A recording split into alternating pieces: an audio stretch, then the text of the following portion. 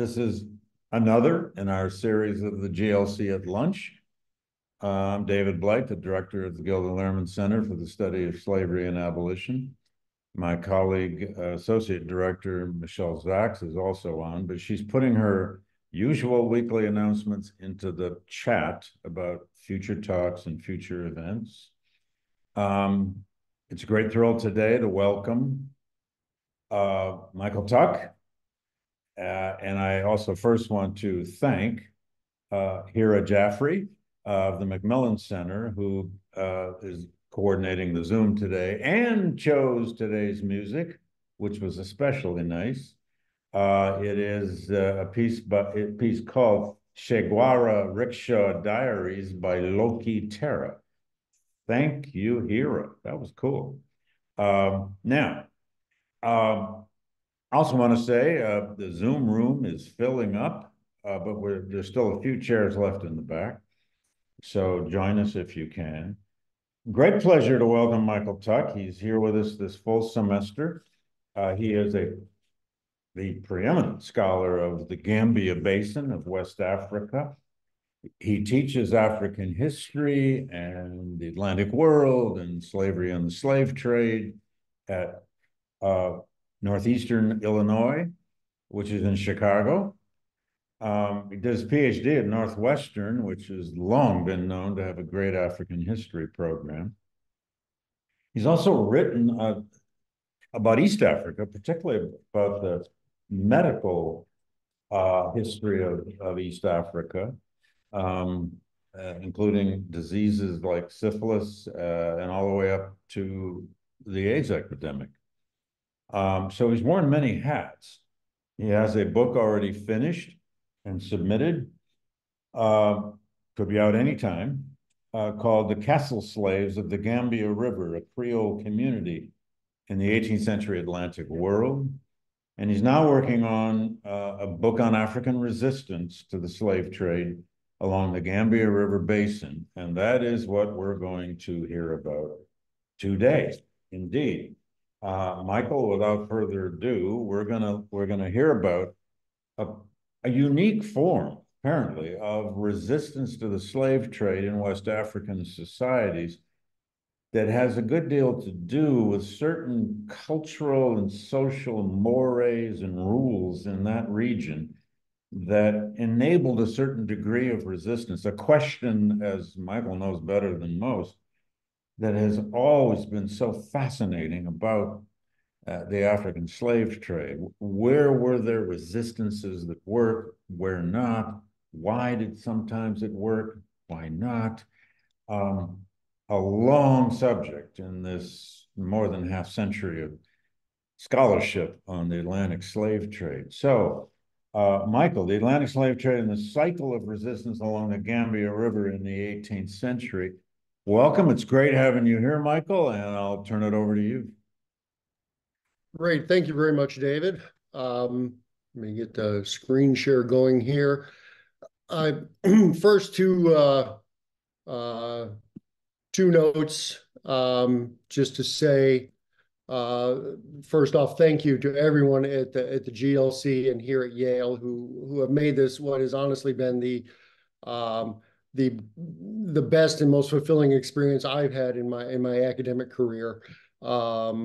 I would say my life, but there's the wife and kids and all that. But certainly academically, it's just been a fabulous opportunity to make use of the resources here, which includes the minds and the people and so on.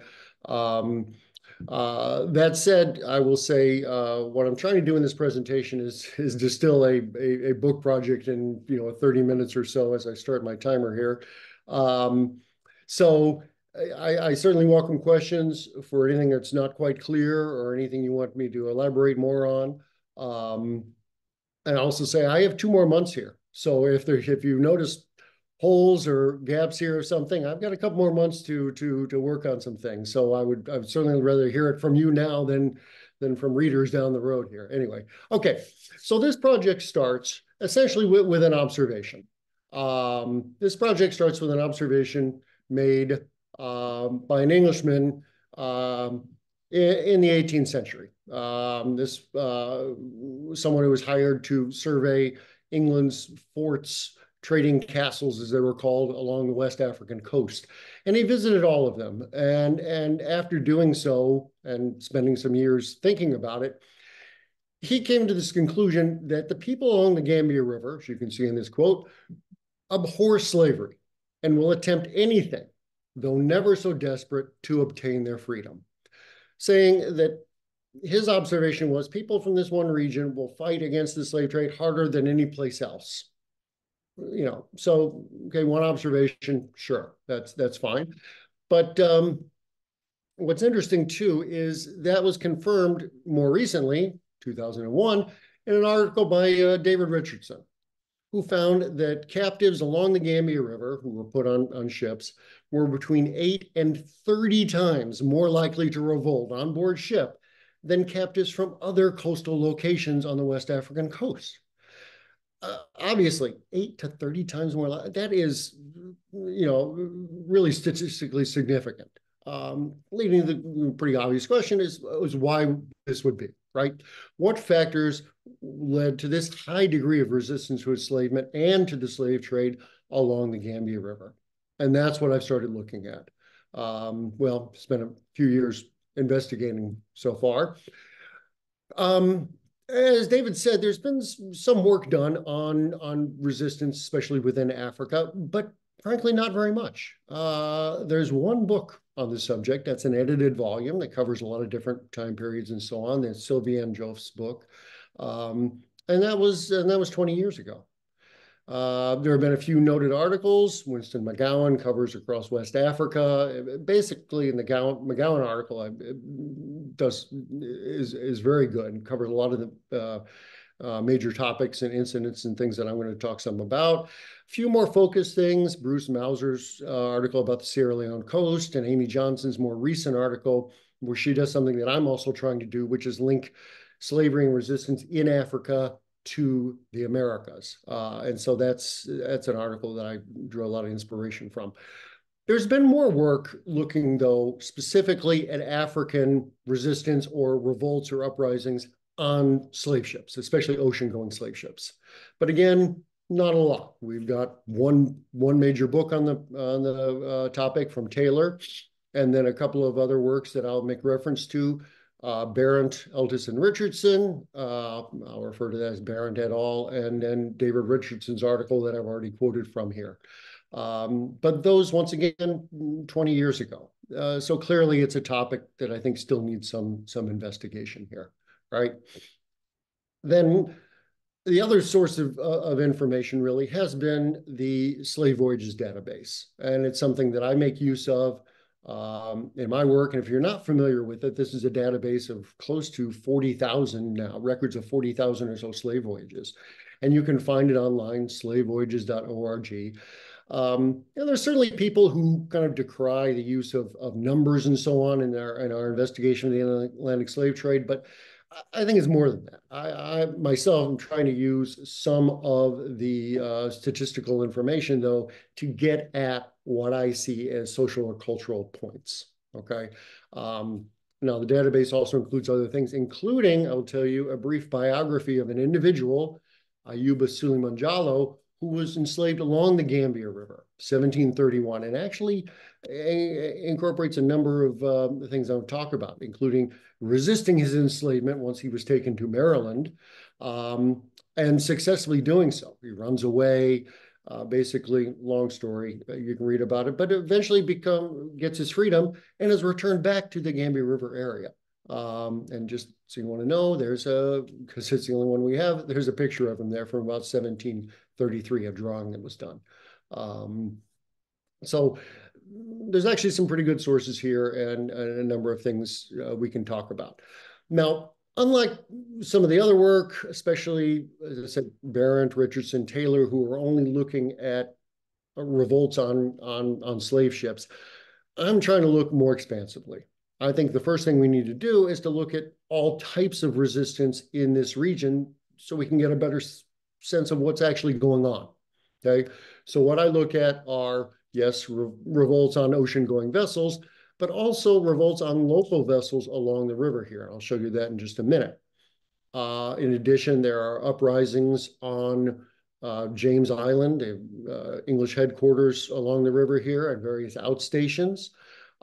There are numerous examples of individuals, as they call it, absconding, running away from slavery in the region, from ships, from local enslavers, from being held by Europeans and Atlantic merchants on shore, on the island, and so on. And examples of committing suicide, I think, is a very important example of resistance in this region for reasons I'll get to in a little bit. All right. So what's driving the resistance in this area? Well, I think there's two major factors of what's going on here. And it involves not looking just at resistance and revolts and the details around them, as important as those are, but also I think the broader sense of how trade is being conducted here. Okay, because that all plays a part in the factors behind it, starting with the geography of the river. And we're going to start, well, geography, we've got a map, okay? This place, and I'll say this about half dozen times in this presentation, what's going on here is different than almost any other place along the coast. And it starts with the river. And it starts with ocean-going vessels coming from the Atlantic, traveling up the Gambia River to conduct trade. Now, they can go up other rivers within Africa, just north of here, the Senegal River, although not year-round. A little further south, around Sierra Leone, they can go up the river, but not as far as this. They're not going as far into Africa as they are here. They're not staying as long here as they are. And it's easy to get into this river. As Don Wright points out, the mouth of this river is like a funnel. Ships coming from the Atlantic are funneled basically into this river and up the river. So it's easy access. Ships coming up the river then will come up the river, and then they'll stop just inside the river at a point here on the north bank here at the state of Mumi, where they'll pay customs, and then they'll hire local Africans to help them conduct trade, people known as linguisters. But they're doing much more than translating. They're trade intermediaries, messengers, diplomats, and so on, who are helping Atlantic merchants, be they from the Americas or Europe, conduct trade in a region where they don't speak the languages, don't know the customs, and so on. Okay, then they'll continue on up the river a little bit to James Island, as you can see in the middle of the river here, right past this first arrow. This is the headquarters, basically, of the English who are dominating trade here since from the 1660s till 1779. Okay, English trading companies, most notably the Royal African Company, also its predecessors and successors, were headquartered on this island, and it becomes the center, really, of commercial intelligence here. So a lot of individuals then who are coming into the river are stopping here to find out what trade conditions are like, where to go, and things like that. In addition to being a locale of trade itself, especially, as I said, under the Royal African Company, including, well, commodity trade, but also slave trade. This is a map of the island itself, a drawing, actually, architectural rendering that was done in 1755. And you can see the island itself, which is fairly small, is dominated by a trading fort or castle right there in the middle, batteries and ramparts around. And as I said, really the headquarters for English trade in this region. Something else I want to point out to you, because it's going to come up later, is this is a blow up of that same diagram. There are two groups of enslaved peoples on this island. Okay, at the top, you can see, hopefully, in this blown up portion, where it says women's slave house, men's slave house, slave yard for men, slave yard for women. This was the area where captives were kept, who at the time were referred to as trade slaves, people that were intended to be sold into and across the Atlantic. All right, people destined for the Middle Passage in the Americas.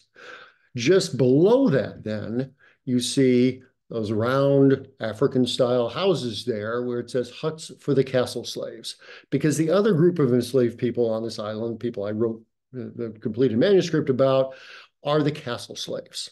These are individuals who had been captives, had been trade slaves, who were kept as trade slaves are on ocean-going vessels, naked, shackled, in horrible conditions, but got released from their bonds and were then kind of transitioned to becoming captive laborers on the island.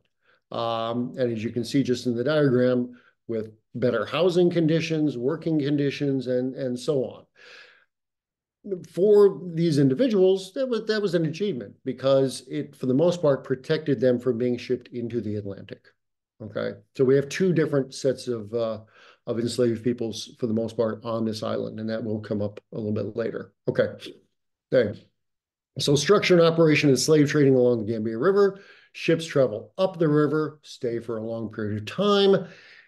Most captives then are kept, except for the ones on the James Island here, most captives are kept on board ship as they're purchased. This is going to be very important because I think the image a lot of people have of the Atlantic slave trade is captives being brought from the interior, taken to the coast, kept in dungeons or pens or barracoons or something like that, and then put on ships at the last minute and then sailed in the Atlantic. That's not the case here, okay? For the most part, ships going up the river are going to purchase captives and put them on board the ship where they're going to be kept. Which means they're going to be on there for months, even before they start the Middle Passage voyage. That could be 5 or 6 weeks itself, okay? It changes their experience entirely, and I think it also drives their response to it, okay? So most captives then are from caravans from upriver, with a smaller number from along the river, especially due to kidnappings, like, once again, Ayuba Sulimanjalo, whose picture we saw. Okay, back to our map here. Let's see here.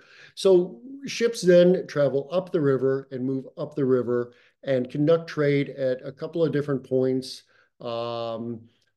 Tankrawal, what the English called at the time Tankular, and the port of Jor, where they're trying to purchase captives, fill out their ship before they can leave the river. But the average time in the river is 139 days for a ship. Now, do math very well. 30, 16, 90, 120. That's 4.5 months. Okay. They're in the river for 4.5 months. Once again, that's even before the Middle Passage, right? Okay, and why is that? Why so long? Well, local resistance to the slave trade makes it harder for merchants to acquire slaves. And we see how this changes over time, right? We know that ships in the river in the first half of the century are loading about 2.5 captives on average per day. But in the second half of the century, that drops to 1.7. It's just harder for these ships to purchase enough people and purchase them quickly. For comparison, if we look at Ugo Nokweji's work at WITA, they're loading almost 5 captives a day there. Okay, so things here are much slower. It's harder to find captives. Okay, what impact is that going to have? Okay, it means vessels are staying in the river longer. Okay, and Barron et al. Tell us that vessels in which slaves rebelled were vessels that had lost more of their crew off the African coast and during the Middle Passage than those not experiencing revolts. Pretty simple if we go back to Marcus Rediker's work, The Slave Ship. Slave ships leaving Europe or Americas, he says, as they're traveling to Africa, are floating supermarkets, okay, loaded with goods. But as soon as they start taking captives on board, they're floating prisons, and those prisons need guards, and those guards are the crew, okay, who are working part-time as sailors and the rest of the time as prison guards on these ships to try to control the captives. But the longer these ships spend inside of Africa here, okay, and the only place really along the coast they do this, inside of Africa, 100 or more miles up the river, they're subjected to disease and to violence, and the crews start dying. Okay? Crew mortality on ships from the Gambia River is roughly double that of the average for the Atlantic slave trade as a whole, with mortality rates of about 26%. Again, obvious question of why? Well, it's the time across the river, or in the river. If we take a look at mortality rates here, the shortest voyages that I've got data on have crew mortality rates of about 29%. Okay. The longest voyages, up to 320 days, have crew mortality rates of 43%. The crew are dying here, and the ship doesn't have the people on board they need to try to control captives. Okay. Now, that's something, once again, Richardson talks about, Barrett talks about, and so on. One thing they don't talk about, I'm surprised Taylor doesn't talk about this either, though, and I think this might be a more important factor, is sickness and death of the captain. Okay. I found evidence for 64 uprisings on slave ships here along the coast, 10 of which the captain was either sick, or I think sick in 3 of these, 7 of them. The captain died before uprising takes place. Okay. So the loss of the captain then, and there's probably another 6 or so where the captain is not on the ship. He's on shore conducting trade and so on, and the captives rise. I think 2 reasons here. One is without the captain's leadership, there's a loss of control. But I think we have to ascribe some agency here to the Africans on board as well. They understand what hierarchical institutions look like. They know who's in charge here, and they see that person, disappearing. They take that opportunity. Okay? So ships that are experiencing uprisings are also more likely to have lost their captain somewhere in the river here. Okay. What's the result of that? Well, the result is the ships are not full. They're leaving the river at about 75% of their capacity. Okay?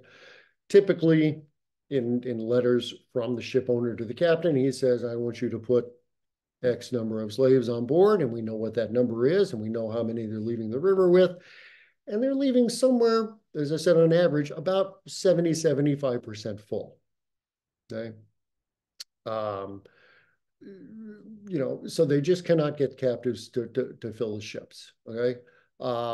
So what happens instead? I could show you all those words, but I'll show you a picture instead, right? Okay, they say, show, don't tell. All right. So what's happening here?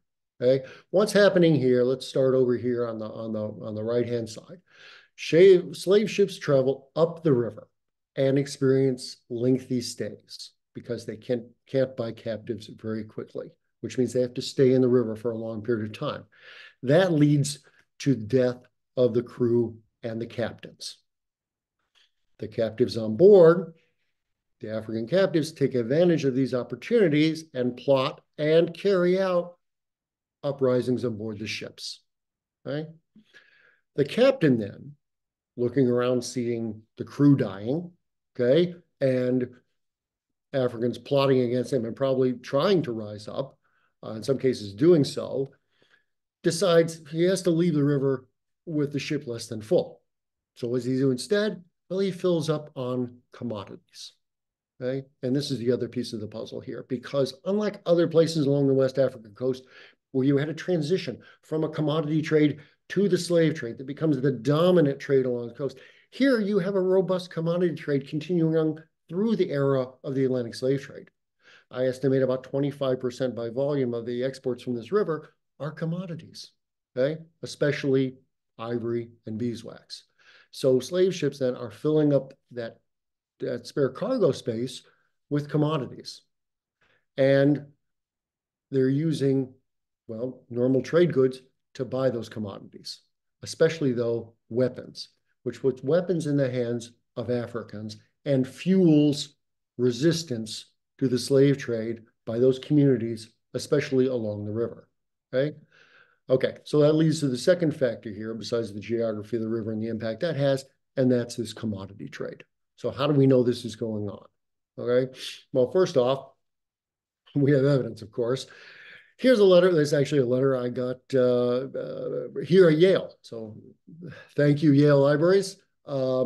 This is from Captain Edmund Whedon on the ship Anne, 1725, to the ship owner, Humphrey Morris, who's a famous slave ship merchant in London.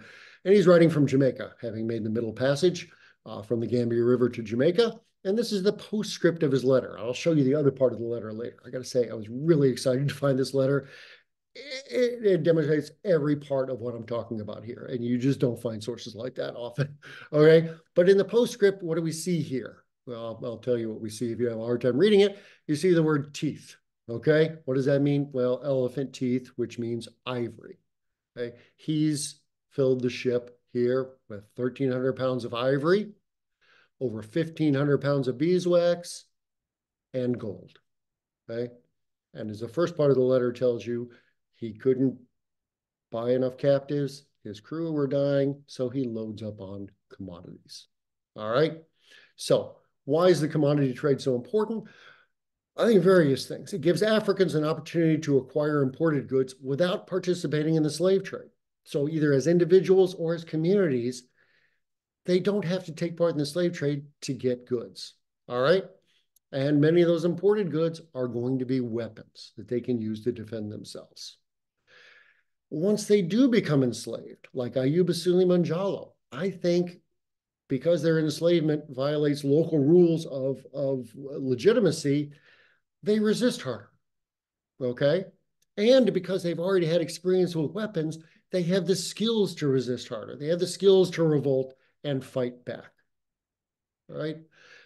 Now, other scholars posit what they call a gun slave cycle. And it's pretty simple. Here's an explanation from Jemery and Hagendorn, but the idea is that Europeans, Americans bring guns into Africa, okay, which fuels slave raiding.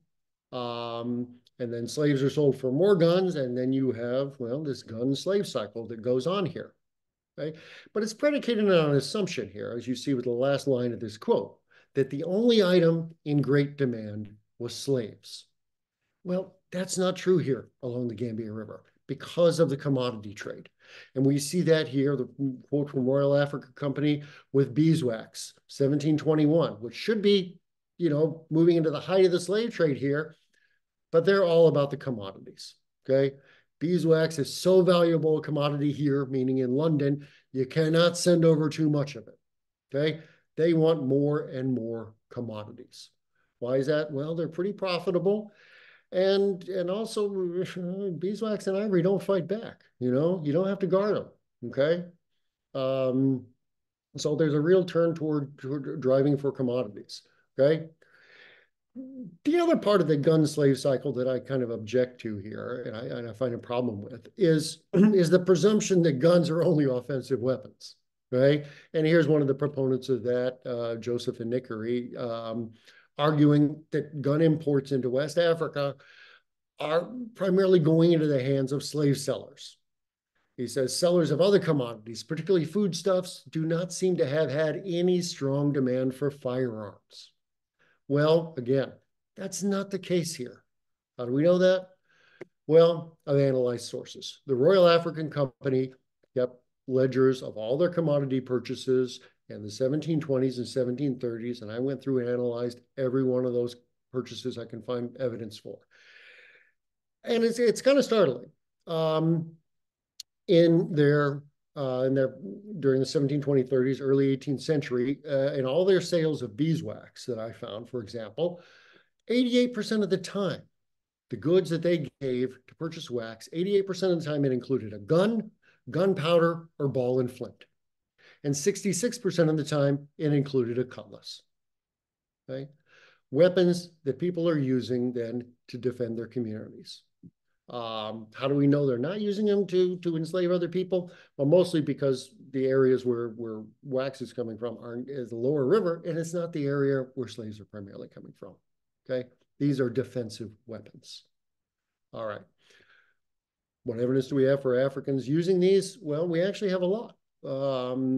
I've got, well, at least 5 here, instances of Africans on board ships using guns to fight for their freedom. One of the best examples is the second one here, the ship Thomas, 1753, in the Gambia River. Captives take control of the ship, And then other ships come and try to recapture it, and they fight them off. And the quote from European observer here is, the slaves making use of the swivel guns, these small cannons on board, and trading small arms, seemingly in an experienced manner. Well, it's not seemingly. They are experienced with these weapons, okay? And this fight lasts for 8 hours, and the next one is 4 hours. The next one, they keep fighting until they run out of ammunition. So Africans in this area then, and they're not using guns primarily in the military. Thornton tells us that. It's not really till the 19th century. These are guns that are used for hunting and other purposes, but also defending their communities. So if they do end up becoming enslaved, either through kidnap or other processes, they have the skills to fight back, okay? So back to resistance events here. Showed you this list before. This just includes some enumeration here. Once again, revolts on ocean-going vessels. For these dates here, there's 64 incidents I found out of 182 voyages. That's 35% of the voyages. To put that in context, Richardson, Barron et al. Said revolt occurred on slave ship voyages 1 out of 10, 10% of the time. Well, that's not the case here. It's 1 out of 3 here. And that's just on board the ships. That's not the 6 revolts on local vessels, the uprisings on James Island, the ships attacked from shore, the instances of slaves running away and doing so successfully. Just to show the example here from the castle slaves, documented 25 escape incidents here from these supposedly privileged slaves. How did they respond to that privilege?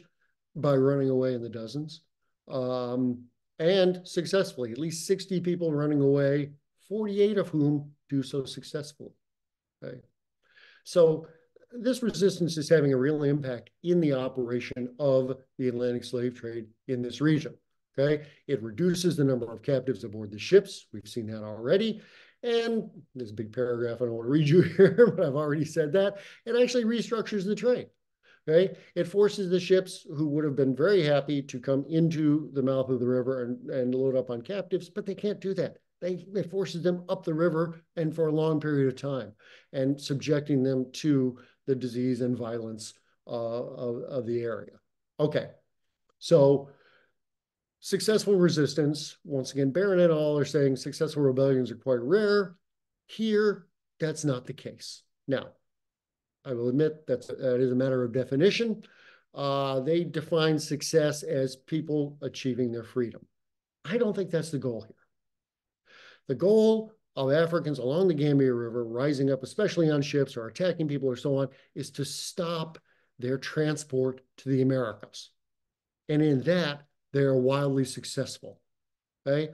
1 out of 3 of these ships that experience some sort of attack doesn't make it out of the river. Okay? And Barron et al. Recommend estimated that a success rate of 1 in 1,000. Well, here it's 1 out of 3. Okay? So resistance is happening a lot, and it's happening quite successfully. Now, how do I know what the goal of Africans was? Well, back to this letter from Edmund Whedon, this golden letter that I got here in the library. Okay? We don't have the recorded words from Africans very much, but we have it right here. Okay, he's writing a letter to the ship owner explaining what happened. It starts saying, I lost 5 crew in the Gambia River. I purchased 166 slaves. I had the misfortune to have them rise on me. I lost 4 men slaves and 3 is since dead of their wounds. So a violent conflict, right?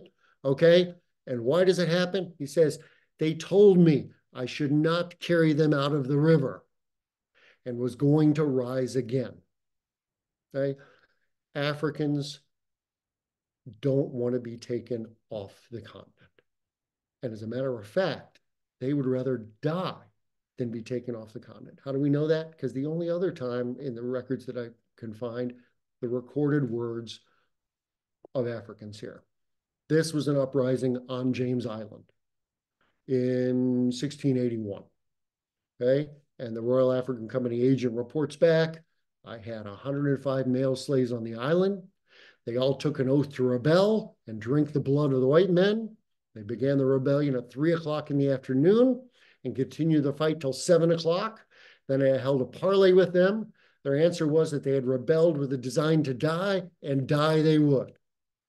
And he killed 34 of them and wounded 40 before finally controlling the rest. People along this area of the river don't want to be taken away, and they fight as successfully to prevent it. And when they do, if they're on board a ship, for example, and this is also recorded time and time again. I'm running out of time here as I look at my timer. And if they find themselves losing the battle on board the ship, they jump overboard. Okay. And every time the Europeans are flabbergasted that these people don't want to be saved. They don't. They would rather die or be eaten by sharks than be taken into the Atlantic. Okay. So some of our research findings. First off, resistance is much more widespread than previously thought. Resistance is much more successful here than previously thought. And as a result, this region experiences much more violence than is previously known. Okay, I'm going to stop there. I'm at 31 minutes, and I will take questions. Let me go back to, just in case it's useful for any questions, I'm going to go to keep a map handy, just in case we need that. All right? Michael, thank you. Wow, this is fascinating. I have to say, you took me back to a long time ago, my days of doing my minor field in African history at Wisconsin, 4 courses. And I read these people, Inakori and Hogadorn, and so that whole guns for slaves cycle was dominating that early literature. Made perfect sense then. But what you've done here, it seems to me, is you've borne in a particular region, this huge Gambia Basin. God, I never realized that this was a place where ships could go as much as 100 miles inland. That's amazing. I don't think that occurred anywhere else in Africa. But could I ask you first to comment, if you would, on this question of the numbers? You could not tell this story, it appears, without the amazing numbers and statistical information that's available through the slave trade database and other databases. Now, I know there's been a debate, you know that debate far better than I do, about whether this numeracy, as it's sometimes called, is somehow a negative force in understanding the Africans. They're made into commodities by all these numbers. I've never fully understood that argument, because without these remarkable numbers that finally came about, you really couldn't conclude what you're concluding, could you? I mean, the numbers here are what makes possible your judgments about why resistance in this area was so more prominent. Does that sound reasonable? Yeah, that's exactly. Why is there such a debate about the kind of morality, I guess, in the use of these numbers? Well, I mean, I understand it a little bit, because I think for the most part, what people are saying is, let's not lose sight of the humanity. Yeah. Okay, and I totally agree with that. But the problem, of course, that I and others have, most people writing about slavery, is almost all of our sources are coming from the enslavers, right? And as I pointed out here, two incidences I know where we have words from the enslaved themselves. Yeah. And a few cases, not too many, but more than some other places, where I have names and I can tell you about certain individuals. Sure. I will do so in the book, of course. But unfortunately, those are the exceptions. So I think we do need the numbers to understand how significant something is, right? One number that I didn't give you is Barrett et al. Estimate that resistance to the slave trade probably saved up to 1 million people from being enslaved and put on ships.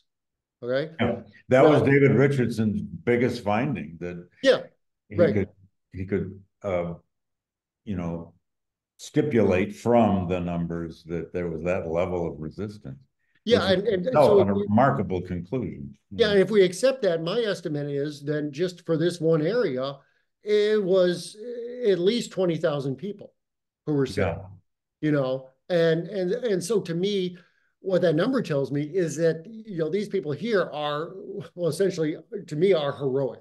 This is yeah, heroic resistance. If yeah, you save 20,000 people, that's heroic to me. yeah, indeed. Well, we're getting a supply of questions now. Cassie Roth wants to know about that map on James Island there, that separation of the female captives from the male captives. She's asking, did you find evidence of any kind of gendered forms of resistance? Were there any differences, male or female resistance? Well, what I found is um, mostly no, because again, this area of West Africa is different than other areas, Okay. especially in the gender ratio of enslaved population. Uh-huh. Um,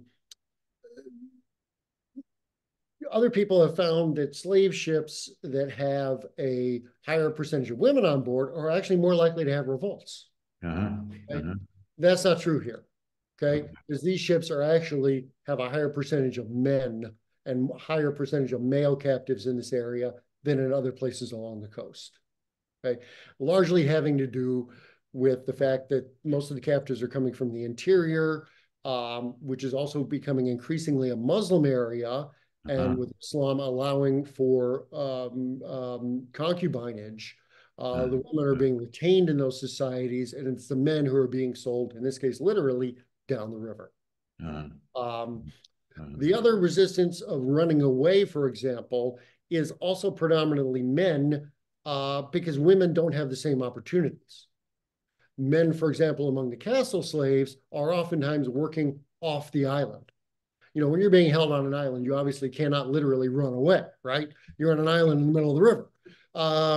You have to access a vessel or something, right? Or Yeah. be off the island for other purposes. And that's more likely an opportunity that's going to be something the men will have and not the women. Right. Um, Okay. so That's when I great. see incidents of running away, I have never seen an incident of an individual woman running away, only if she's paired with a man. I see. Okay. So, Again, if somebody hadn't put these numbers together, you couldn't even do that. yeah. Anyway, Neil Thakur says, great presentation.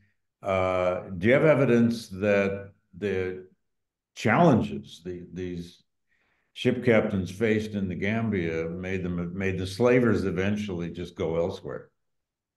Did it have that kind of effect that they just end up going further down the coast because the Gambia becomes so dangerous?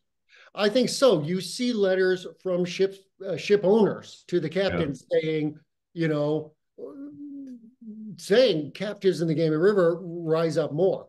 yeah, Okay, so they either send them someplace else or they try to control them more. They put on more shackles. Okay, more okay, guards, more yeah, guards. But as Richardson and others point out, that just increases the costs of right, conducting the slave trade, which reduces the profits, which means you're taking fewer people, essentially. yeah, And the end result then from the African perspective is still the same. yeah, Um, what they do in addition to maybe going someplace else, is they start sending smaller ships. uh-huh, Ships earlier in the 18th century, late 17th, early 18th century, would take on 300 captives, say. Uh, yeah, Later, the average is more like 150. because Okay. they were deemed somehow more Well, financially because they're trying to get in the river, conduct trade quicker, and get get out. out. Right. Wow. Okay. So the resistance does have this kind of effect against the general trade itself. Oh, absolutely. Yeah. Yeah. See, that's well. And by the way, I wanted to point out David Richardson's 2001 article, which I think was given as a paper at a big conference in Williamsburg. You may have been there, maybe a year or two before that. was actually attended by none other than Dick Gilder, our Oh, namesake on the center. And it was after that, listening to David Richardson's analysis of shipboard rebellions, that it was Gilder who went to David Bryan Davis and said, I think you should put resistance in the title of the center. That is why we have resistance in the title of the center, by the way. which is probably why I'm here. So thank you. Well, anyway, no, you're here because you're doing terrific work. Adi Van Dyke is asking, can you name, or what do we know about the tribes and the cultural groups in this region who were involved in this trade? What peoples were particularly in the Gambia Basin who got caught up in this trade and therefore were engaged in this resistance? Well, let me go back to the map here quickly, if you can see that. And she's also asking, to what extent were they at war with each other too, which is probably the case. Yeah, there's definitely a political conflict going on. Although I Yeah. can say remarkably stable in the lower Gambia River region. Mm-hmm. Don Wright writes about this a lot for the North Bank Mm-hmm. state here, that on the map is labeled as Bara, but that's Numi, and it becomes a Mandinka state Mm-hmm. um, by the 15th century, probably. Um, and a very stable entity here. There's going to be some conflict with their neighbors over here, Yeah. but largely not directly involved in the slave trade, in that they're not enslaving and selling a lot of people. Yeah. But they are making money from the commerce. You have states along the southern shore here. You have what's Combo and Phony. And Mm-hmm. the group that I find most interesting south of there is labeled here as the Floops, Mm-hmm. but by the 19th century become known as the Jola. Uh, Mm-hmm. this is a group that violently resists incursions from outside. Uh, Uh-huh. the Europeans label them as wild and unsociable. This is also the group that largely is providing ivory and beeswax through these networks of small rivers and creeks here toward James Island here, and using those guns then to defend their So territory. they're trading for guns to defend themselves. Right. So they said there's a few captives coming out of here, largely, I think, though, due to kidnapping. Mm. And my conclusion on that is based on a gender analysis of the captives coming out of here, where it's largely skewed toward women and children. Oh, Um, interesting. where Interesting. Robert Baum tells us that there is some raiding going on between different communities and so on, but it's not the large scale that you would expect. Okay. The Interesting. largest numbers are coming from up the river, and we don't know that much about it because nobody goes up there until Mungo Park in 1795, Uh-huh. which is nearly the end of the slave Yeah. trade in this region. Yeah. Um, and so we don't know much about what's going on up there. Well, um, that's true of a lot of histories. We go where we have sources. Tim okay. Weiskel is asking, what about before the British? When the Portuguese, the Dutch, even Swedish did reach this region, Mhm. Portuguese first, Right. did they have the same problem with the Gambia area, or did they not go up Well, the rivers? first voyage, the Portuguese come up the river here, Yeah. Yeah. 1455, Nuno Right. That Trinidad. early. That's right. Yeah. Yeah, 1455. He comes up the river on his probably a caravel. He's got a crew of 28, Wow. and they decide they're going to raid for slaves. Yeah. And so they get in their boats. They head toward Numi on the north bank here, Mm. and the people in Numi see them coming. They get in their boats, take off after them, and start pelting the Portuguese with poison arrows. And the Wow. Portuguese flee back to their ship, Mm. and well, over the next few days, lose 21 out of their 28 crew people. Uh, Whoa. so yeah, resistance was literally from day one. My goodness. Um, Wow. and there's no doubt too, as Don Wright and others have pointed out, that Africans are in control of what's going on within Africa here. Sure. And when Europeans, break the established rules of trade, there's retaliation that happens, you know. And Um, that first Portuguese ship is at least a century and a half before the British ever uh, get involved here, right? I mean, it's almost 200 years. almost 200 years. That's right. Yeah, Which is yeah. when you're teaching students this, you're talking centuries that this Right. business went on. They It's just hear old. They don't, yeah. yeah. I know. Yeah. Another question here, Diane Louie, about James Island itself. Maybe you can read this with me. Well, what were the differences, she's asking, between the castle slaves and the trade slaves? What qualified one group, or do we know? Do you know how would these choices be made by the slavers as to who gets to be a castle slave? Was it their health, their brawn, or whatever? Well, my conclusion is essentially because what the English do on the island is they take some of the trade slaves occasionally and use them as laborers to help Uh-huh. load Uh-huh. ships and haul water and things like that. Um, it's my sort of guesstimate that that's basically a tryout for becoming a castle. Okay, it's like Okay. auditions And almost. I think they're also inquiring among these people about anybody who has skills because they're not just recruiting brute labor. Some of these people they're taking and becoming castle slaves and making them crew on their ships that are going up and down the river. Well, they can't do that without some knowledge of what their skills are, right? Um, Yeah, um, so that's generally I think how the process would happen here. And there's definitely differences between these populations. yeah. Um, the castle slaves then are more akin to enslaved supervisors or overseers in the Americas, some of Hmm. whom actually become soldiers on the island, charged with uh, Mm. overseeing and supervising the trade slaves and controlling them. But at the same time, you've got other examples of some of the castle slaves who coordinate with the trade slaves and try to lead uprisings. Yeah. So they clearly are still identifying with these people as like individuals. Is there Okay. quite a source record for James Island then? Did the British keep quite specific records on that island? Yeah, they did. Yeah, it was the main trading fort and so Yeah, on. yeah, yeah, There's yeah. records for decades and decades. Yeah.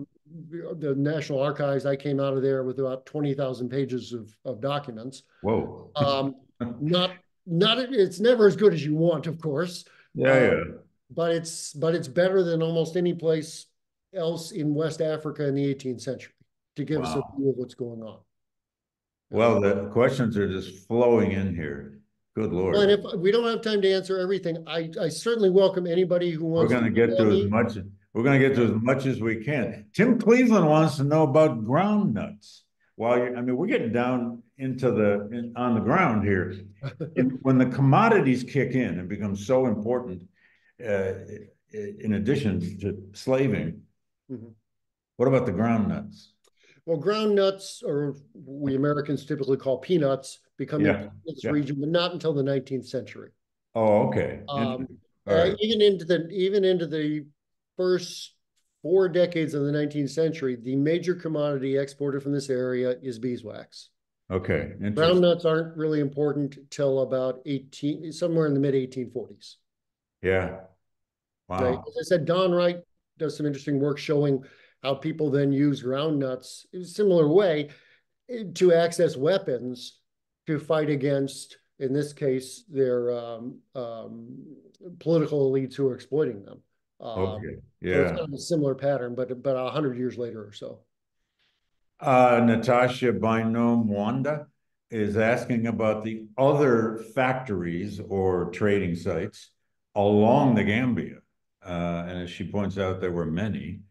Uh, Mhm. did were they used in certain ways to help fight the insurrections? What was James Island's relationship to all these other factories along the river? If that makes good sense to you. Sure. Well, it's a little difficult to say because it really changes over time, almost year to year. You have Uh-huh.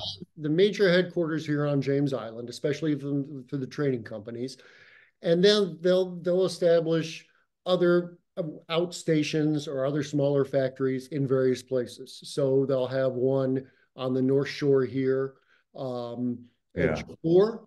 They actually have, because it's so important, they actually have two within 20 miles of each other here on the South Shore. Yeah. Uh, they'll have various ones upriver, but they will, well, one of the major factors here is the European traders, merchants who are in charge of these outstations die. Okay.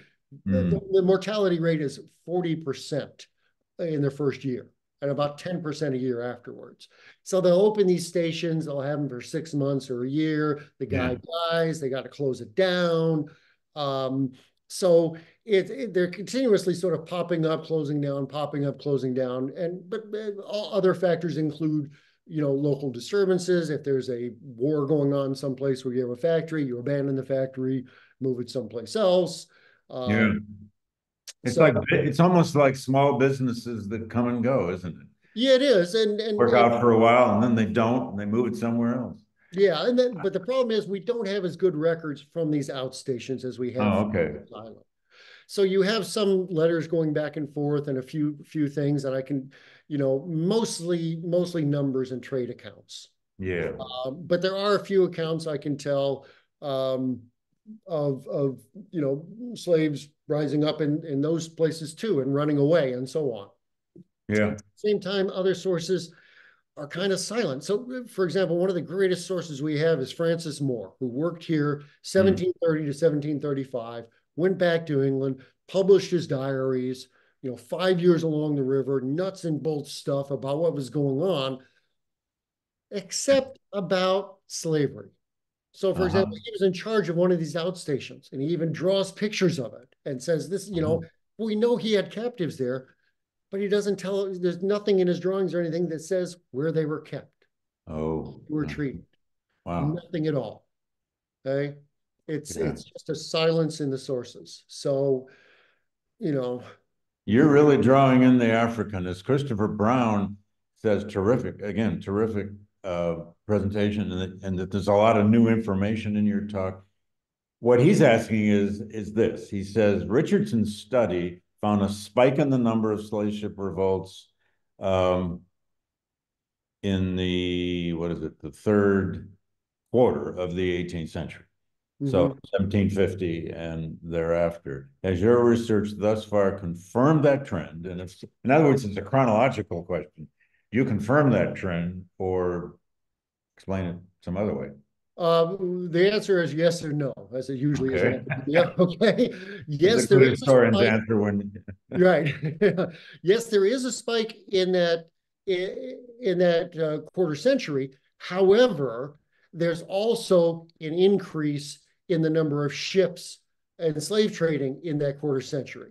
So when I computed because I did take a look at this, when you computed the number of uprisings that we have evidence for, but corrected that for the number of ships in the river during each of those decades, it turns out to be pretty flat. Uh-huh. Okay. Uh-huh. So it's not, I don't think it's another phenomenon of more resistance for a different reason. I think it's just more ships there and therefore Sure. uprisings. So. Well, there's a great question here from Robert Borchers. Do you know of evidence from North America or the Americas of knowledge of this degree of resistance from the Gambia Basin? That is, were people fearful of slaves coming from the Gambia Basin because of this history? Was there an awareness of this in, in the Great Americas? question, because the second part of the project that I haven't talked about, and I've barely started yet, Uh, is tracing this resistance across the Atlantic. right. Wow. Daniel, That'd be terrific if you could do that. oh, I can do it. I'm going to do it. Well, Daniel Littlefield, 1981, Uh-huh. looked I at, know, Dan. looked at runaway slave heads in South Carolina. Mm. He concluded that captives in South Carolina from the Gambia River region ran away at greater rates proportionally than from any other place.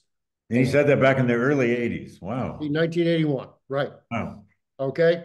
So I think this, what I call a culture of resistance, is transferring across the Atlantic. Yeah, yeah. And that's the next phase of this project, is to trace that. The direct answer to the question is yes. I have seen one letter, and I think it was from Henry Lawrence, Uh-huh. South Carolina merchant. Yeah, and a political figure in Carolina. Obviously, yes. Anyway, and this was quoted in, Philip Morgan's Slave Counterpoint, right? Yeah, yeah. Yeah. Well, it's not, it doesn't put it in that book, but he puts it in an earlier article that he wrote about the propensity of captives from the Gambia River to revolt. Wow. So there at least is some recognition of this. And as I said, there is certainly from merchants in Liverpool writing to their ship's captains saying that it's happening. So wow. I think the word is getting out. Yes. Afua Cooper is on. Welcome. Great question here. Has James Island been renovated, like Cape Coast Castle or Gorée, etc.? She's also wondering if you've worked ahead to the Mermaid Uprising in Gambia in 1792. And lastly, do you think Phyllis Wheatley came through James Island? That's three different questions at once. Three different questions. First one about the island. Yeah. The island is, there's Gambia is trying to, promote tourism and especially African American tourism, and there you go. Yeah. Ties to roots. Yeah. So the previous president renamed James Island Kunta Kinte Island, and it's been made a UNESCO World Heritage Site, and they are trying to renovate it. But unlike the castles along, the Gold Coast or Ghana, which were largely intact, as a result of actually the American Revolution and the French joining that battle on the side of the Americans, right? The French sailed up the river in 1779, and they blew up the fort on James Island. Oh. They packed it with dynamite, blew up all the walls, and there was nothing left but ruins. Yeah. There's been very slow efforts over the last 10 years or so to try to reconstruct it, but it's not going very quickly. Okay. Yeah. The Mermaid Uprising, I'd have to check my sources. I don't remember that one. I have a list of database list of uprisings. If you want to email me, I'll take a look at that and get back to you.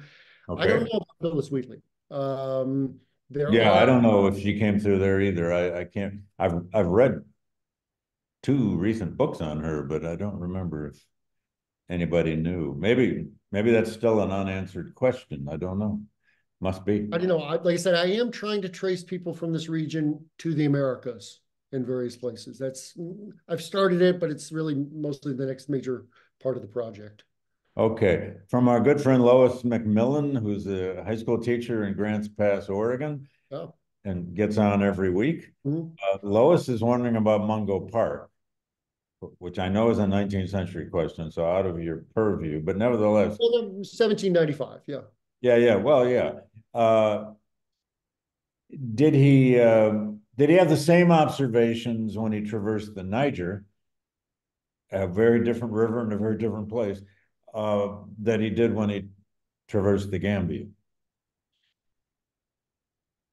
Well, it's my understanding we don't know, because he died during that Niger expedition, didn't he? He did, yeah. Yeah, I don't know that we have reports back from him about that. Okay. The only writings I've seen from him are his voyage up the Gambia River and then back again.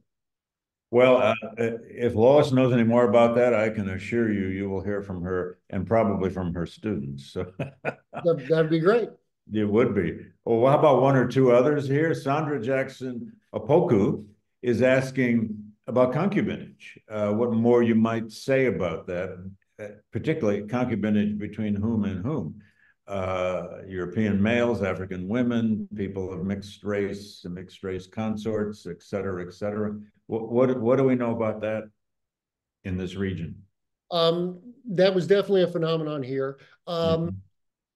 earlier, as we've said, back to 1455, you had the Portuguese in this area. Yeah. You had this well-researched phenomenon of especially Portuguese men coming to this region, uh, Mm. Mm. creating liaisons with African women who would provide access to trade and settling in the region and so on, and then producing generations really of a group known as Luso-Africans. Right, right, right, right. Oh, yeah. So this phenomenon of largely male merchants, captains, and so on coming to this Mm. region and having liaisons with African or Luso-African women Mm. is well established. Um, the term concubinage, though, doesn't necessarily apply to that situation. Okay. Um, I don't know what you're talking about, sort of concubinage among captives here. Uh, Mm. that happened also, of course, Sure. not great sources about it. Once again, because the percent of captives being women is lower here than it does in other places. Right. My understanding is it's not happening as much, but it certainly is happening. I have evidence. A lot of the documents are from private trading companies who aren't really interested in things other than trade, right? Uh-huh. Yeah. So a lot of stuff doesn't get into the sources unless it involves the bottom line. Okay? Right. And in one Yeah. case, I found an instance of one of All the the money. individuals who they had put in charge of the women's slave house Uh-huh. um, got fined it was an enormous amount, like 50 pounds sterling, because he was taking women out of the house and essentially forcing them into prostitution with the soldiers and the sailors on the island. Mm. Um, Yeah. which the company obviously frowned on here, and they tried to control that. So I know that happened. I know there was incidents of ships captains visiting the river here, Mm. and fathering children and Yeah. leaving them behind because the companies then are kind of on the hook for supporting these children, and it shows up then in the ledgers as an expense. So there's little hints They here. become the beginning of that Creole population, right? That grows over time. Yeah, and becomes very important in the 19th century too. Right, right. Yeah. Wow. Anyway, so there's little hints here or there, but not a lot to really Uh-huh. grasp to. How about one more from Richard Anderson, who may be the Richard Anderson who did his PhD here in African history. Uh, Uh-oh. Richard is asking about whether uh, the castle slaves were sometimes imported in from outside for social control reasons, like it was done apparently on Bunce Island in Sierra Leone, which drew its castle slaves from all the way around to the Gold Coast. Any evidence of that? Absolutely, they were. You Okay, actually have okay. That's two, I interesting. write, of Yeah. course, about this in my manuscript. You actually have two populations of castle slaves here for a while. Mm. Identified as Gambians, so there are these trade slaves from the region who become castle slaves, and another group who are brought from the Cape Coast Castle. And it is largely a control issue. They need these laborers here, but they think if they have two separate groups, they'll be easier to control. And it's also notable, I think, that the group from the Cape Coast Castle, who are also all men, there's no women among them. Oh, okay. Um, Hmm. and they don't replenish them over time, so they tend to die out. And so by Hmm. the 1750s, it's all Gambian castle slaves. But for 20, 30 years or so, there's some Cape Coast castle slaves here. They Hmm. also tend to get the positions that require greater trust, working off the Uh-huh. ocean. They are the captains of the boats running up and down the river. They are the ones who are made soldiers, uh, Hmm. and so on. And even for a time, there's evidence that the two populations are housed in different places Hmm. and have different cultural lives. We Hmm. see where they're treated differently when members of their community die. They have separate funerals Hmm. in each community Hmm. and so on. So it's too late for a short answer, but the short answer would be yes, that definitely happens. Well, I mean, I'll send you, Michael, to the Q&A here, because Tim Weiskell has several other questions and comments and statements, as do a few other people, Okay. and suggestions for various things. But Great. my goodness, what a terrific presentation, and what great questions you stimulated. I wanted to just say, you took us to this place and helped us understand it. It's a place of horror. The slave, whatever the slave trade touches is always a difficult subject. It's a subject about the horror of it. But this is also a story of real people, and in a real place. And it's just remarkable to listen to you use these sources for all that they're worth. And you do have to do a lot of reading against the grain of sources, don't you? Yeah. Yeah, yeah. Well done, good sir. And again, welcome. And anyone who's been on this event today, and a lot of you have, especially in the African history world, please get in touch with Michael or with us about any further questions, suggestions you have for his work. And Michael, this has been an honor. Great to have you here. My pleasure. Thank you very much. Thanks for this great presentation. And thanks everybody for coming today. Come on back. McKinney, our fellow in modern slavery, will be delivering her paper in just a couple of weeks, or it's a few weeks, I forget the date. And anyway, more to come.